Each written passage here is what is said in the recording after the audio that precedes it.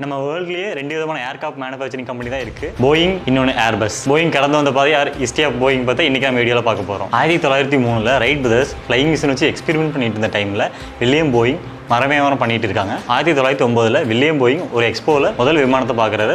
அதிலிருந்து அவரோட இன்ட்ரெஸ்ட் மாறுது. தன்னுடைய மரவியாபாரத்துக்கு பயன்படுத்த மரத்தை வச்சு தன்னால் தான் பார்த்ததை விட பெட்டரான சேஃபான ஃப்ளைங் மிஷினை கண்டுபிடிக்க முடியும்னு அவர் நம்பினார். 1916 போயிங் நிறுவனம் நிறுவப்பட்டது. ஃபர்ஸ்ட் அவர் கட்டமைச்ச விமானம் சி பிளேன். அதுக்கப்புறம் வேர்ல்டு வார் 1 அப்போ நிறைய போர் விமானங்கள் தேவைப்பட்டுச்சு. அதுக்கான ஆர்டர்ஸும் போயிங் நிறுவனத்துக்கு கிடைச்சது. சக்ஸஸ்ஃபுல்லாக போர் விமானங்கள் தயாரிக்கிறாங்க. அதுலேயும் நிறைய லாபம் கிடைக்குது. வேர்ல்டு வார் 1 முடிஞ்சதுக்கு அப்புறம் விமான தேவை அப்படியே கீழே போகுது. விமானம் தயாரிக்கிற தற்காலிகமாக நிறுத்திட்டு வாங்கின பொருளை வச்சு பர்னிச்சர் பிசினஸ்ல இறங்கிட்டாராமா போயிங் ஃபேக்டரியிலேயே. இருந்தாலும் பேஷன் விட முடியல. அதுக்கப்புறம் சூப்பரா ஒரு ஐடியா வந்து யூஎஸ் ஏர்மெயிலுக்கு விமானங்களை பயன்படுத்தலான்னு யூஎஸ் ஏர்மெயில் கான்ட்ராக்டை வாங்குறாங்க. சக்சஸ்ஃபுல்லா லெட்டர், பார்சல் இதெல்லாம் விமானம் மூலமா கொண்டு போய் சேர்க்கிறாங்க. ஏர்மெயிலுக்கு பயன்படுத்துற விமானத்திலேயே பேசஞ்சரையும் கூட்டிட்டு போலான்னு யோசிக்கிறாங்க போயிங். 1-2 பேசஞ்சர்ஸ் தான் அதில் கூட்டிட்டு போக முடியும்னு யோசிக்கிறாங்க. அதுக்கப்புறம் அவரோட ஃபோக்கஸ் மாறுது. ஏன் நம்ம பேசஞ்சருக்காக தனியாக ஒரு விமானம் தயாரிக்க கூடாதுன்னு யோசிக்கிறாங்க. அந்த விசன்ல உருவான முதல் மாடர்ன் ஏர்லைனர் தான் போயிங் 247. அதுக்கப்புறம் அப்கிரேட் ஆகி போயிங் 707. அதற்கு அடுத்த கட்டமா அப்கிரேட் ஆகி தான் பிரம்மாண்டமா குயின் ஆஃப் ஸ்கைன்னு சொல்லுவாங்க போயிங் 747. போயிங் 747ல கண்டம் விட்டு கண்டம் தாண்ட முடியும்னு நம்புனாங்க. அதை சாதிச்சும் காட்டுறாங்க.